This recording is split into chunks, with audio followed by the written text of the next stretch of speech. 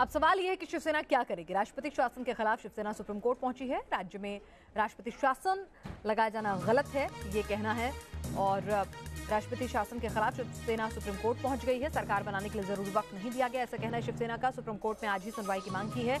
उद्धव ठाकरे ने लीगल जो कुछ ऑप्शंस बचते हैं इस विकल्प पर बातचीत की है अहमद पटेल और कपिल सिब्बल से, और शिवसेना सुप्रीम कोर्ट में आज ही सुनवाई की मांग करेगी। उद्धव ठाकरे ने भी कपिल सिब्बल से बात की और इसके कानूनी पहलुओं को टटोलने की कोशिश की है।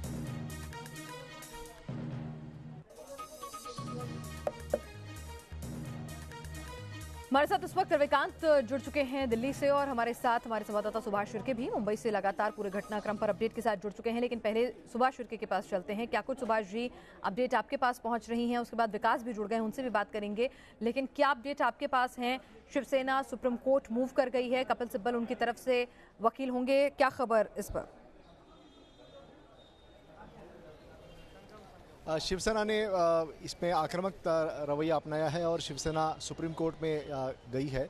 उन्होंने एक पिटीशन भी वहाँ पे दायर की है, और जो उस पिटीशन में हमें बताया गया उसमें ये है कि उन्होंने ये कहा है कि 11 तारीख को जो राज्यपाल ने शिवसेना को समय सीमा बढ़ाने की जो शिवसेना की मांग थी वो ठुकराई है, इसके विरोध में वो सुप्रीम कोर्ट जा रही है। उनका ये उसमें उन्होंने पिटीशन में ये भी लिखा है कि कांग्रेस और एनसीपी ये दो पार्टियां जो है वो तैयार है शिवसेना को समर्थन देने के लिए, और ऐसे में राज्यपाल ने ये सारा जो प्रक्रिया है उसको देखना चाहिए था और शिवसेना को अपना जो बहुमत है वो साबित करने के लिए समय देना चाहिए था, वो उन्होंने नहीं दिया है।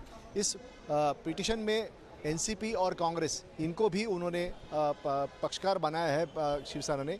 इसका मतलब ये है कि एनसीपी और कांग्रेस को अपना पक्ष इस पिटीशन में रखने की एक मोहलत भी दी गई है। जो शिवसेना दावा कर रही है, क्या वही दावा अगर कांग्रेस और एनसीपी करेगी, ये भी हमें देखना होगा। फिलहाल मैं यहाँ पे एनसीपी की मीटिंग जहाँ पे चल रही है यशवंतराव प्रतिष्ठान, वहाँ पे हूँ।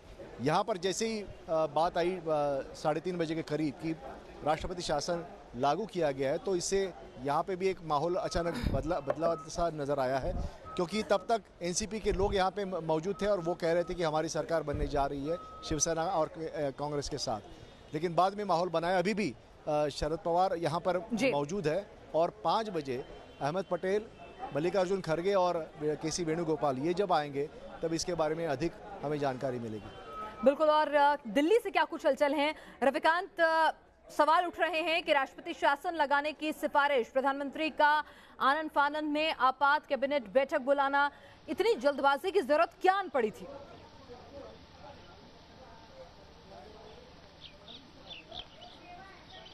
देखिए पिनाज, यहाँ पर बहुत ही तकनीकी पहलू है और उसे समझना होगा कि राज्यपाल ने अपनी रिपोर्ट सेंटर को क्यों भेजी। पहले एनसीपी के नेताओं को ये क्लियर करना होगा कि आज सुबह 11:30 बजे क्या वो राजभवन गए थे और उन्होंने राज्यपाल से मुलाकात करके क्या 2 दिनों का और वक्त मांगा।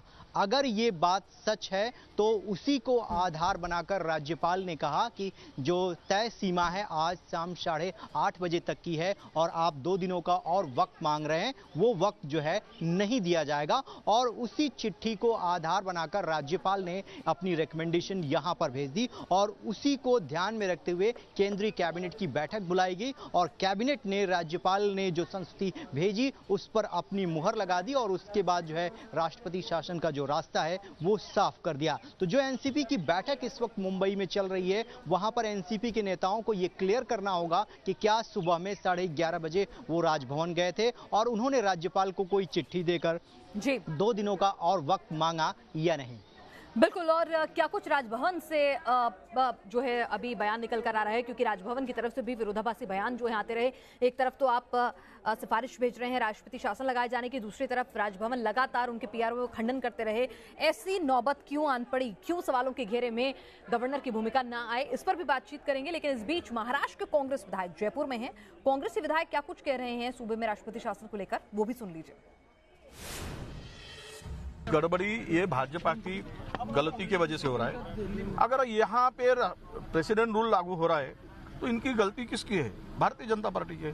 भारतीय जनता पार्टी को एक तरफ महबूबा मुफ्ती के सरकार को बनाने में कोई हिचक नहीं होती और दूसरी तरफ शिवसेना के सरकार को 2.5 साल के लिए इनको तकलीफ होती है।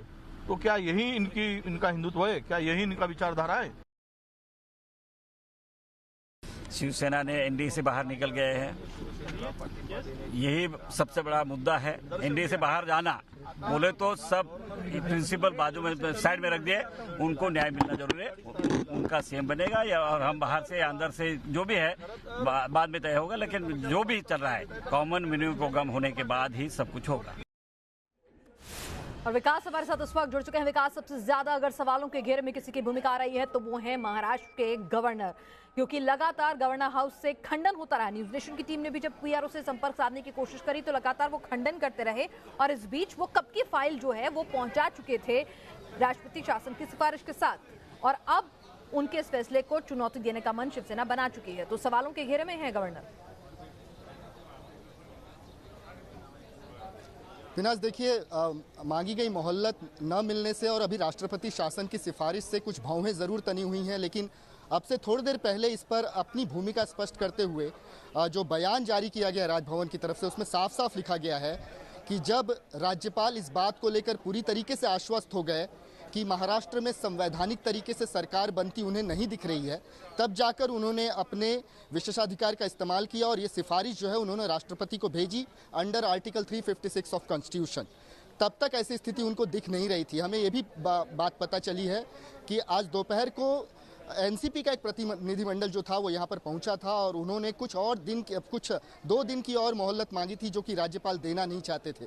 और बीते कई दिनों से हर राजनीतिक घटनाक्रम पर उनकी बहुत ही बारीकी से नज़र थी और वो सरकार बनाने की हर संभावनाओं को टटोल रहे थे।